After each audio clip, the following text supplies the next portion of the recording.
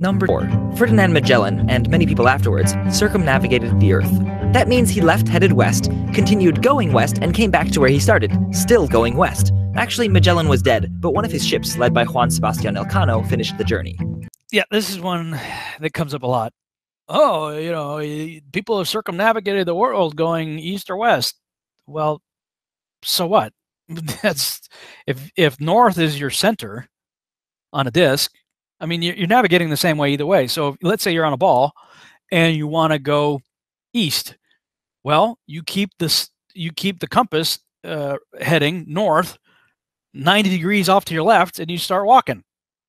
If you want to go west, you keep it 90 degrees off to your right and you keep walking. You're using the north to determine what is east and west. Well, same thing on a circle. If you want to go east, well, you do the exact same thing on a circle as you would on a ball. Exact same thing. Keep north 90 degrees off to your left, start walking. Keep north 90 degrees off to your right, start walking west. You're just going in a circle like a record player. Circumnavigation on a circle is exactly the same as circumnavigation on a ball. Now, the argument is always east to west.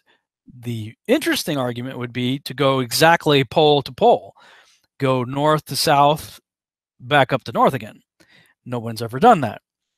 And as I was wrapping this video up, I saw that Jaron had actually done a video on this same topic a while back called No North-South Circumnavigation Means Earth is Flat. And in his video, he was giving a lot of information about some of the early explorers that went down to try to circumnavigate Antarctica, and describing things that actually are covered in the book Zetetic Astronomy, regarding the ridiculous amounts of miles that they logged just trying to go around the ice wall, for instance.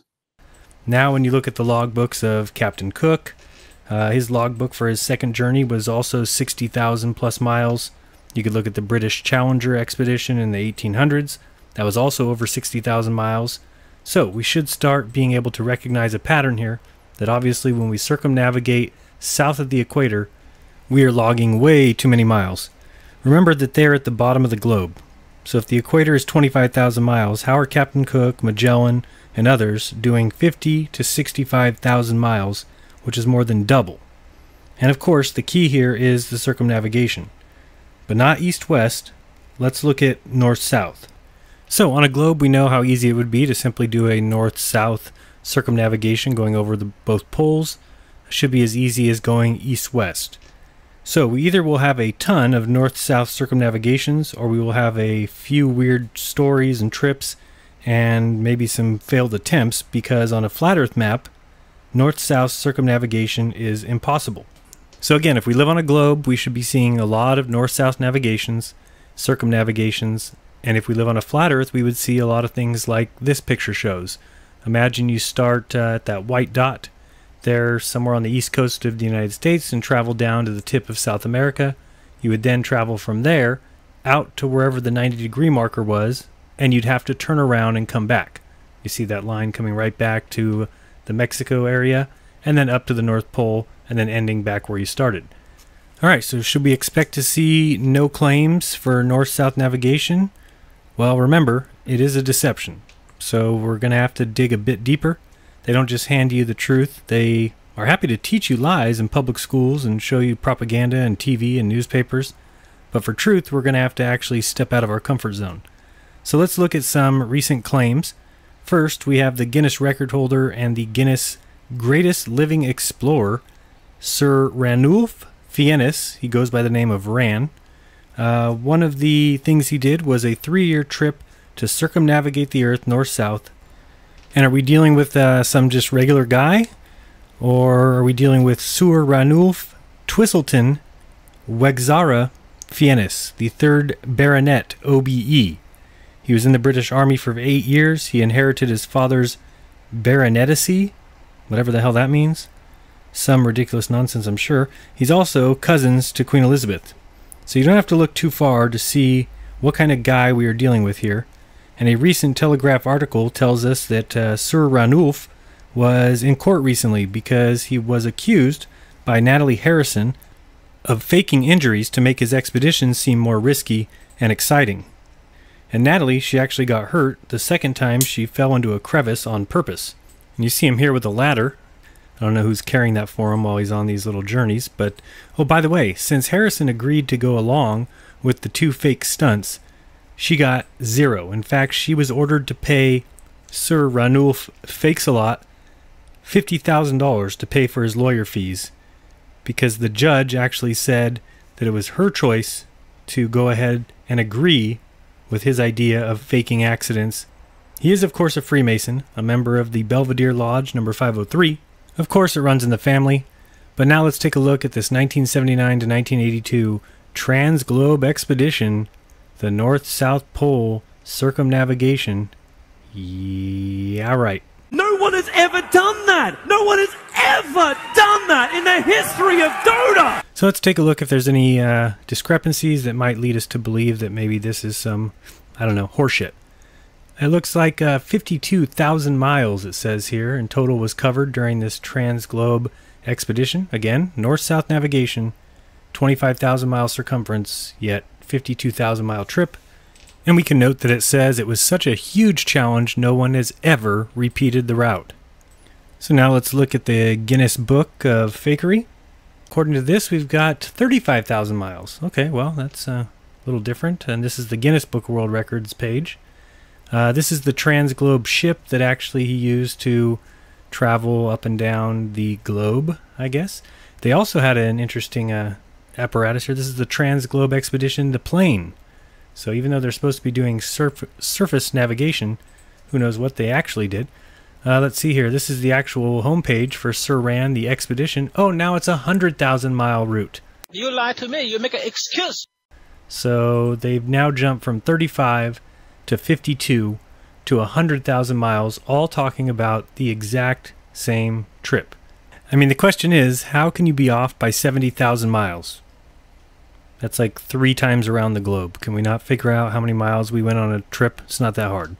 Oh boy. Here we have another page that also claims that it was 100,000 miles, which is just ridiculous.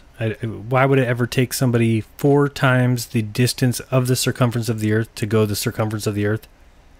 I mean, did he forget his car keys and have to go back home? He was at the North Pole, he had to go all the way to the South Pole, then come all the way back and then do that twice? Doesn't make any sense. I can't take it. So now we're looking at a little PDF flyer they had from around that time that says Around the World the Long Hard Way, which if it's 25,000 miles and you're going 100,000 miles, then you definitely went the long hard way. And just reading in here, you'll see that there's all kinds of things going on. People are dropping off snowmobiles, picking up food, taking planes over here, boats over here. There's people all over the place. Whole thing is a disaster. Oh, did I mention it's also a lie? One interesting thing I did find in this article that it says that there are only 5 pages in Rand's book about the time that he was at the South Pole, and there are no photos. So whenever you're doing a cross-Antarctica expedition where you have to go through the South Pole, it's definitely good to take no pictures at the South Pole. That's the way to verify exactly what you say you did. Speaking of Antarctica, there was another interesting thing I found, that when you apply to go down there for whatever reason, take pictures, to go work as a scientist or whatever, you have to sign a non-disclosure agreement. If you guys know what that's like, it's like somebody's giving you secrets about a certain product or a new TV show, and you're not allowed to say anything. So what's going on down in Antarctica that you might see while you're down there that you're not allowed to say anything, besides Sir Richard Fakesalot faking another expedition? Now let's talk about some other people who have also gone north-south circumnavigation and see if they match the flat model or the globe model. This is the owner of the current record for a single plane being flown north-south pole circumnavigation. You can look up ZQ Pilot. Let's take a look at his path. You'll see here the white path was the intended path. The red path is his actual path. So he went down to the tip of South America, bounced out to the 90-degree marker, and then turned around and went right back where he came from, then jumped from South America all the way to Australia, Australia to Hawaii, to California, to Alaska, to the North Pole, back home to North Carolina, and he has the record for circumnavigation. Did he circumnavigate? I don't think so, Tim. All right, now we're looking at a helicopter named Polar First as they attempted their record-setting helicopter flight pole-to-pole circumnavigation on December 5th, 2006, but they got down to the South Pole and crashed their helicopter.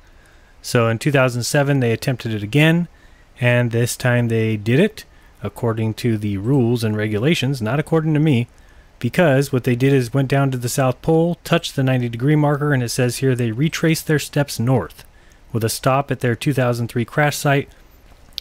They then crossed to the Drake and then to Ushuaia. Then they continued through South America. Then they went up the west coast of the U.S. with stops in Alaska and Canada, reaching the North Pole on 20th of April via Eureka. And from there, they headed south, retracing the northern part of the route, and then hitting the east coast, Montreal, then New York. So if you can't see what's going on here, we have basically no circumnavigations north-south. The ones that we do have are like liners, or I don't know if you remember in gym having to do suicides or whatever they were called. That's basically what they're doing. They're running to the pole, touching it, and coming right back. That is not circumnavigation. It makes no sense on a globe. Do we only fly planes to London and then they have to come right back? They're not allowed to go past that? Of course not, right? Exactly. Now, this is what we need you to do. We need to see somebody circumnavigate the globe, north to south. And I'm sorry, but this doesn't count. This isn't real circumnavigation. If you're going to do this, then we'll just say, okay, you haven't proved anything. We can do the same thing on the circle. No, you need to do pole to pole, going all the way around your beloved 25,000 mile circumference ball and log it. In fact, you know what I'm going to do right here? I'm going to issue a public challenge. I hear people all the time saying to flat earthers, oh, if it's really flat, go, take a picture of the edge. We dare you, go down to Antarctica, take a picture of the ice wall, take a picture of the firmament touching the ground or what have you. Well, first of all, the vast majority, if not all of us in this research community are just above broke. Some may be doing better than others, but we don't have the finances, the time, the resources, the ability to do what's necessary. But an organization like NASA that has, $50 million a day to spend of our tax money, they can afford to do a test, or any number of these other billionaires out there that have plenty of money. All of the resources and money are in the globe camp. They have all the money. Contrary to popular, internet uninformed critics, flat earthers are not independently wealthy, and nobody's getting rich off of this topic. But there are plenty of people who believe in the globe that have lots and lots and lots of money. So somebody needs to take us up on this challenge. If you're going to challenge us, we'll challenge you. You guys actually have the resources. All right, this is what you need to do. I would suggest you start maybe in someplace like Pittsburgh. Why Pittsburgh? Well, because it's on the 80th meridian, the 80th longitudinal line, and that's a perfect line to do this test on. Why? Because there's an awful lot of land mass for a plane to fly over. So if you get into trouble, you have no problem. So what you need to do is fly south from Pittsburgh on the 80th meridian, go right over the South Pole, come right by Indonesia, come all the way up, fly over the North Pole, and land again on the 80th meridian in Pittsburgh. Stay on the 80th meridian the entire time. Log the flight flying over all of the regions we just saw. Document it. And you need to do so logging as close to 25,000 miles as possible. Now, I understand that you will be flying up above the Earth, so that would expand, if you will, the circumference. So if you're on the Earth, the circumference of the ball is something like is just shy of 25,000 miles. So if you're above the Earth, it's going to be a little bit more than that. So you need to be somewhere between 25,000 and, let's say, 35 to 40,000 at the most miles being logged. Not 100,000, not 60,000, not 50,000, less than 40,000. Because that's how big your beloved ball is. So I've already done a little bit of the work for you. I figured out a good path. Maybe there's a better one than that. But, the 80th meridian looks like it would be a good one, and there's an airport right on it. So, and we have the ability now to do in-flight refueling, so that's not really an issue. And there's plenty of land mass along the journey that you could ditch the plane if you had to, if you had some kind of problem. You could land, circumnavigate right over the South Pole, back up under the ball, over the top of the North Pole, and come back down. That's our challenge to you. Until then, circumnavigation just simply is not a proof that we live on a globe.